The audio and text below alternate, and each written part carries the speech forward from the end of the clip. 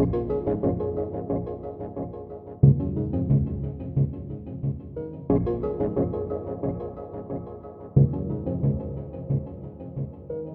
everybody. Welcome to the American Agora's Discoursed. I'm Aiden Kaplan, and today I'm joined by Alex and Miles, who are going to be debating about some things that Alex brought up in his recent Agora article on whether we should have American football at American University.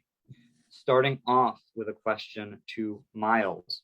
How do you feel that the presence of American football at American is going to affect other sports groups like, women's basketball and stuff like that? Well, so I look at it where when we first got to campus last summer, fall, I don't know what you want to call it, there was really nothing going on that was incentivizing us to be a part of the American University community. And I think a big part of that is because there's not a massive sports thing going on right away. So I think if you have a football program, and I could talk about this more in another question or rebuttal, but I think you have a football program that's going to get a lot of people going to events really early on. And I think that's a type of momentum that will only carry on throughout the year, because I think that it makes everybody a community really early on. Like, I think that women's basketball, obviously, going to March Madness is something that a school like American should be really happy about. I'm really proud about, but unfortunately you didn't see a ton of people going to games because, I remember that I posted about it on my student government account, and unfortunately like 10 people slid up and were like, oh, why are you posting about this? Why should I care about this? And I think that's wrong because it's our school. We should be proud of that. But I think that if we build community early on in the year, you're going to see a triple down effect that's going to help all the other sports programs, because I think really the best thing for sports is people going. And I think that you get people going early, they're going to go throughout the year. Okay. Great. Now, for a response from Alex. Yes. Personally, I think I want to look at the monetary side of things and how much this is going to cost and how expensive this is going to be. And with the amount of money that we would spend on the football team, if we want to build community, we could put that money towards better use for, say, the Residence Hall Association or other branches of student government that focus on building community. Because, Miles, I agree that we need better community on campus, but I'm not sure that, especially with the school, that investing more in sports teams is going to help build that community. Because we can put as much money as we want towards various sports teams, football, basketball, soccer, whatever it may be, but are people going to go to the games if we more advertise them, if we do other giveaways or things at the games? Does that really drive more attendance? Okay, and a response kind of wrapping up that question from so I have two big things that stick out to me. One big thing is, when we held the referendum, almost 60% of the voting population said they wanted a football team. So I kind of interpret that there are people who will go to a football game. And I do know that with football, it's a 12-hour event. You have tailgates, you have the game, then you have the after party, you have yard games. So I do think that football would offer a lot for people to come to. And, you said giving more money to student government. Someone in student government, we don't need more money. That would just be disastrous. But I think that, I do think, though, the monetary thing is something that I considered, because I think one thing that's been lost in this is what we originally did was we asked for them to start an exploratory committee.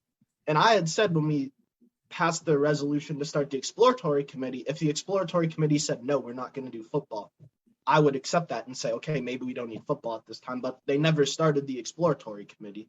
So that makes me think that the monetary concerns is something that's out of our hands. That should be something that the potential exploratory committee should be looking at, because, 60% of the student voting population, that's more than anything besides one of the Greek life questions got. It's more than almost any candidate. That's a big deal. So I think that it just needs to be more of a discussion is what I'm going to say. Because I do think the monetary concerns are legitimate. I had my own monetary concerns. One big thing is where would they play? But I think that if the school's not going to seriously make an attempt to answer them, we're just going to have debates like this. And I think that's because, it's my job to aggressively advocate for the student body. And if 59% of the student body says something, I'm going to obviously advocate for it. Great. Thank you very much, both of you. I think passing this next question to Alex, how do you think that or how do you feel that an American football team would be affecting recruitment to the university? As in, like, would it have an effect on who's able to get into American? Would more sports scholarships be going out? What would that look like? What do you think? I think by virtue of having a football team, you then have to staff that football team. And we would definitely be giving out more sports scholarships to people to be on that football team. But the issue with recruiting for a football team is, especially at the Division I level, it is extremely difficult to build a successful college football team. The last time a college football team won a championship for the first time was in 1996. So it's really been the same sort of handful of teams kind of trading wins back and forth over the last couple of decades. And so it doesn't really matter how many more students we'll have to recruit for the football team. It matters about who we're recruiting for this football team. And it's not going to be the best players, because the best players go to the best teams. And so what we're really going to see is the team is just not going to be good for at least a number of years. Will it ever be good? That's not, I don't really have an answer for that right now. But I think what we're going to see is people who check off, as you said, the majority of people who check off yes on the student government referendum, are they really going to want to show up every week to a football team that's not going to be winning anything? I don't think they will. I think it might be good for maybe the first game or two, and then kind of the novelty wears off. And then we're stuck with this multi-million-dollar expenditure that the rest of the student body has to subsidize. Okay, now a response from Miles. Well, I'm going to sound like a nerd answering this, but I really like sports. So, I'm a Patriots fan. I'm a proud Patriots fan. I'm a Michigan State football fan, because that's where my father went. And then obviously I root for other Boston sports. Now, I think the thing with winning's great. But football, you build this culture where you have rivalries, you have seasons where you're better than you expect to, and you have wins against teams you're expected to lose to. So I think that from Michigan State's perspective, they haven't won a national championship since 1966, I believe. And that was before they even played a game for a national championship. That was just when the Associated Press voted for it. But I think the most happy I've ever seen the Michigan State community is whenever they beat the University of Michigan, because that's a big rivalry. And Michigan State's not a great football program, but when they're good, that gets people really excited. So I think you'd see that, where I don't think people voted for that thinking, okay, we're going to become the next Alabama and win 6 national championships next decade. I think what they voted for it is, we're going to suck. We're probably going to go to games. We're going to get a little buzzed. We're going to eat some food, maybe see some people we don't always see around campus. But let's just say hypothetical, we beat Georgetown, or we beat another team in the Patriot League who's better than us, has better players, better recruits. I think that's going to make a very exciting moment for the AU community. And I think being bad, but then having that ultimate success at the end, and I don't know when the success would be, I don't know who it would be against, I don't know what setting it would be against, would really provide a moment that brings everybody together and might even be better for the community than a team that just wins every game. Great. Wrapping that question up, Alex. Yes, you mentioned Michigan State, Michigan. I don't know the full history of Michigan football, but I imagine that's a rivalry that's been building football over decades and decades. I don't know if we can recreate that from scratch at AU. And I think it's more of than me thinking, I don't think AU wants to win a national championship. I don't think that's what any student realistically thinks is going to happen. I just mean in general that it's very difficult to build a good team. And if the expectation every year is that this team is going to be terrible, yes, it'll be great if they win an upset against Georgetown or Colgate or whoever, and also the Patriot League will end up playing football. But it's just not a good way to build a winning culture if you expect to lose year after year. Miles, you have a question? Yeah, I just have a quick final point. The team in baseball that always got the best attendance in the 1980s and 1970s, and I know this because my father grew up in this area, is the Chicago Cubs. And the Cubs nickname was the lovable losers because the expectation is that their team was going to suck every year. So I do think that even if you have a program where the expectation is going to suck every year, people are going to still go because it's football. And I think that is the college sport that a lot of people care about. So I do think that success of the program isn't really going to be determined by a win-loss thing, more what it does for the campus. Okay. Yes, Alex. Respond to that. I feel like with if you're talking about the Chicago Cubs, I'm not particularly a big baseball fan, but I feel like with the top tier of sports, MLB, NFL, if you're a baseball fan, you'll follow your local baseball team. If you're a football fan, you'll follow your local football team. If you go to American and you're a big football fan, I know I'm a big football fan. I've been Eagles fan my entire life. My parents are Eagles fans. If the AU football team is bad, you'll just default back to your hometown football team or the football team you grew up following because there's more options than just AU football. Okay. I think we're going to wrap that question there. We can address other points after we've kind of finished the next things. But I will throw this next question to Miles. Being part of the AUSG, I was wondering what you thought about, considering AUSG is like there's a considered reconstruction and like reorganization of it. What are the odds of anything coming from this discussion about football? What does the future of this like exploratory community that the referendum was referring to, what are the odds of it kind of coming to something in the future, if not immediately? Well, the restructuring and I think this are kind of two separate issues. I think the restructuring is something that more students who talk about AUSG should care about, because it's kind of, AUSG is a student-run advocacy. Like, our job's to advocate for students. Do we always do that? I personally don't think so. I don't think that all of my colleagues necessarily care about advocating for students. I don't think all past senators or exec board members have cared about advocating for students, but I think a lot do. I think the vast majority do. And what the university's kind of doing is reorganizing student government without giving students a voice in the process. So I think that's something that students should really care about, because, people say abolish AUSG, all that stuff. At the end of the day, if you have no advocacy group, how are you going to fix the resident halls? How are you going to fix TDR? How are you going to get something like the subway footlong back that AUSG was obviously a big part of? But I think with the exploratory committee, I think one will be created. I just think the question is, are adults going to be involved? We're all adults, but are administrators going to be involved with creating it? Because there's nothing stopping AUSG from creating a commission to assess a future football program. Like, we could do that if we really wanted to. Are we going to do that? I don't know. But I think that chances are the football debate will continue on. I just don't know who's going to be involved or what admin's going to be like, because I personally am not someone who likes admin involvement with AUSG. I'll just say it. I think that it's our job to hold them accountable, not our job to do what they tell us to do. And I think if we get in a position where we do what they tell us to do, and that's a big reason I support football, because I look at it more as admin telling students your voices don't matter, even though almost 60% of you want this. We're just not going to do anything about it.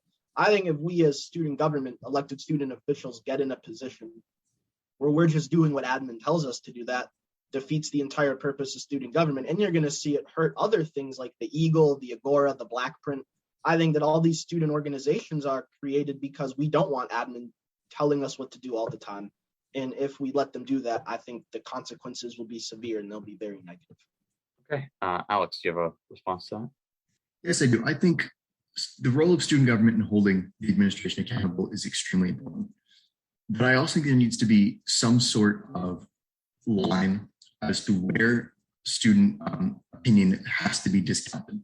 And I think in regards to the football referendum, I don't think the student body should be able to force the university to spend at least $10 million, if not more, on a football team that might not actually go anywhere. I don't think the student should, I think the student should be able to have a voice on things, as you said, the residence halls, the dining situation. All of that is very important, but that is not the same as as students requesting a sports team and making the university pay for that. Because then the university has to figure out, okay, how do we pay for that? What has to get defunded? What has to get cut? What funding needs to be reallocated? How do we raise that money? One of the football programs I read about in my research article was, I think, East Tennessee State University wanted to launch a football program. And in negotiations between the student administration, the student body wound up approving a one-time fee from every student to start the football program, which was about $125 per student per year. And so if you walk around the student body, and you say, okay, so you voted yes on the referendum. Would you now be willing to spend $120 to get a football team? I don't think the majority of the students who said yes to that would say yes to the second question. And wrapping that up, Miles. I don't actually disagree with what you just said about the $120, but I think that originally we asked for an exploratory committee. I think that if they were to create an exploratory committee, and I sort of just said it's a cost-benefit analysis, and they were to say that, there would be some benefits, but the costs outweigh the benefits, I would say, okay, maybe we don't need a football program. But what they're doing right now is, they're not doing that. They're just saying your voices don't mean shit. We're not going to do this. And we're just not really going to tell you why we're not going to do this. We're just going to put out a press release with 2 sentences and say that. Because, so an example is I actually have in the fall, I'm planning to get some referendum questions in regards to AUX2, because I know that's an issue on campus that a lot of people say it's a big problem. The questions are going to be, did you view your AUX2 classroom as a safe space? Did you view your AUX2 teacher/peer facilitator as someone you could go to for questions? And did you ultimately think you learned anything from AUX2? And, I expect the answers on those questions to be very important to the future of a requirement. But if we get in this precedent where students vote, they give their opinion, and the administration says we just don't care about it, we're just going to discount it, I think that's a dangerous precedent. Because you look back in the special election when we did the testing questions, where student government put on the ballot, would you support mandatory testing? And the results were people did want mandatory testing, but the administration just didn't do anything with it. So I think you're seeing a pattern of the administration just not really caring about student voices, and I think it's bigger than football. And if they did a cost-benefit analysis and said that we're not gonna, we don't need this right now, I would support it. I just think right now they're not doing anything, and I think treating college students like children is a bad precedent to set from administration. Alex, you have a response? Yes, I just wanted to say I completely agree with you on the AUX2 referendums. I think that it's definitely very important. But I think also the difference between AUX2 and something like a football team is that every single AU student starting in, I forget what year starting AUX2, every single AU student has had to take AUX2.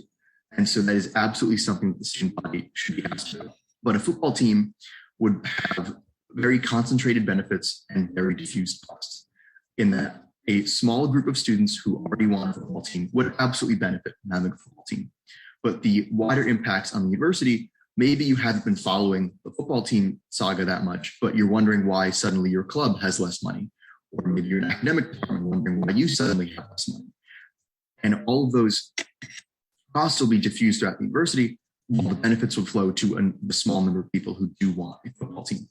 And that's why I think that it shouldn't be necessarily up to referendum in the same way that that changes to AUX2 should be.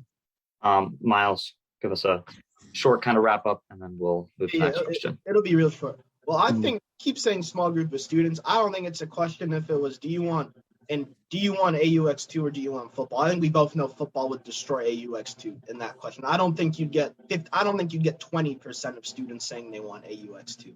And it's unfortunate because they say it's an important topic. I think it is. Do I think they teach it as an important topic? No, I think it's just I just think it's just sad what that program is. But I think the clubs are important because, I was in Black Student Union this past year on the executive board. I am on the Brother executive board right now. So I do think though that's why you need an exploratory committee, because these are important questions. Obviously, we don't know all the information about club funding and all of that stuff. So I do think if we have an exploratory committee, they could either tell us it can't happen because we don't want to take away from these programs, or it could happen and we're going to take the money from here.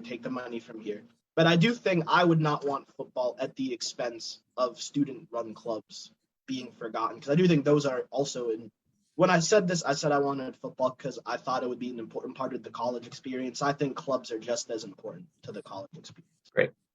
I think we're going to, for our last question, you addressed this actually a little bit in your response just before, but how, I think to go broad, how will this American football team affect the general student body? How do you feel the effects that are going to be felt through the wider AU community? Yes, I know I talked about this before, and I think at the end of the day, it's again a question of of money because nothing can happen without money. And it depends on where that money is going to come from because, as I said before, it takes millions and millions of dollars to start a football team. The top echelon of college football teams, the Clemson, Georgia, or whatever it may be, they can pay mostly for their teams with their TV deals, their sponsorship deals. That same kind of opportunity is not going to be available for American University. And so this team is, whatever it does, whether it wins, loses, it's going to lose money. And that money is going to come from somewhere. The student body had an absolute uproar when the university announced it was going to be raising tuition. And it would most likely have to raise tuition again if it wanted to cover the cost of the football team. And if it didn't raise tuition, that money would have to come from somewhere. As I said before, East Tennessee State had an additional club fee for all the students to pay in order to pay for the football team. Maybe other academic departments have to be defunded. Miles, I know you talked about earlier, there was a hypothetical AUX2 football referendum, which absolutely that would pass overwhelmingly. But AUX2 does not come close to covering the cost of a football team. And so we'd still have to take the money from somewhere. And I think overall it would negatively benefit the student body because when I said earlier about a small group of students, and I want to elaborate more on that because yes, it seems like a significant percentage of the student body wants a football team. But at the end of the day, is that large percentage going to go to football games week after week, season after season? I think what's going to wind up happening is the same with any other membership-based organization. You're going to wind up with a core group of supporters who are going to show up every week, and that's great. And those supporters are definitely going to benefit from having a team, but at the expense of the rest of the student body having to suffer budget cuts. All right. Response from Miles. One event I look at that I think really could show us what the effects of this program would be on the student body is AmFest. Football plays on Saturday. AmFest is on Saturday. AmFest was on a Saturday. And what you saw is a lot of students came to that. And let's be honest, Saba's a good artist, but I don't think that there's a large segment of the student body that really cares about Saba that much. I just think they were happy there was a live concert at American University. And I think that with football, what you would get is students would want to come tailgate. They'd want to come hang out with their friends. It's really the whole viewing experience, not just the football game. So I do think ultimately it would have a positive effect on the student body for those reasons, because I think it would get a lot of people out on Saturdays. It would, make a lot of people happy to get to hang out with their friends like that. And I think ultimately, do I think the monetary concerns are serious? Yes, I do. And that's why I think an exploratory committee needs to be created, because I always wanted an exploratory committee before a football team. I think if you get an exploratory committee, you would ultimately have a lot of these questions answered, because I do think maybe it's just the eternal optimist in me. I do hope there's a way for us to, get a football team without having to raise tuition. But I think that's a question the exploratory committee needs to be answered. And I think since there is a student support for this, I do think the exploratory committee ultimately needs to be created. Great. I think, Alex, giving your final thoughts on that, and then we're going to wrap up with some quick closing statements from the two of you. Yes, I see we're kind of running low on time in the meeting. So, Miles, you keep talking about the exploratory committee that your resolution asked for. So what exactly is this exploratory committee? Who would be on it, and what would it do? So I think the exploratory committee, my hope was that you would have some student elected officials, some students who aren't necessarily that involved on campus, because I do think that one thing, my big problem with AU is it's the same 30 students doing everything, basically. So I think what I wanted to do was get some students who aren't that involved on campus, pull them into this exploratory committee. I would want the athletic director, the associate athletic director. I would want representatives from some of the other sports teams. And because one thing that I know is cheerleading's not recognized as an official sport because there's not an equal amount of people of both gender on the team. And I think that, maybe you could look at a compromise like football, cheerleading, merge them together. Then it's a sport, they get scholarships. So I'd want someone like that on the team. Obviously, Sylvia Burwell would have to be on the team. I have mixed feelings about that. I would want Asa Mack. I don't know if you know him. He's the AUSG advisor for the Center of Student Involvement. I guess Calvin Haney would have to be on it too, because he's in charge of a lot of the clubs. I would want representatives from the clubs, and then some people with expertise in building an athletic program on it to just really look to see if AU is ready for this or if AU is even able to do this, because I genuinely don't know the answer. Alex. Okay. Yes, I think what I'm wondering about the exploratory committee is sort of many of the same points I had about the football team in general. So all these people, are they going to be paid for their time? Is it on a volunteer basis? I'm curious what exactly all these people would be doing on this committee, because how much time would they need to really find an answer about AU football? Because there's plenty of literature on the internet right now in other places about the challenges that it takes for universities to start a football team. And I'm not sure if we really need an entire committee to go establish that for AU. Great. I think, Miles, if you want to have your closing statements here, we're going to just have 3-minute closing statements from both of you. Yeah. So I'll start my closing statement by just saying, I'd obviously like to thank the Agora for, giving me the opportunity to do this, because, I'd like to thank Alex and Aiden, obviously, for moderating and participating in this. And, I think when I look at football, I was elected by the class of 2025. I wasn't elected senator. A lot of us are appointed. I was elected to aggressively advocate for the student body. And, football is something I agree with. I see this as an issue. Almost 60% of voters wanted it. I'm going to advocate for it. That's just my philosophy.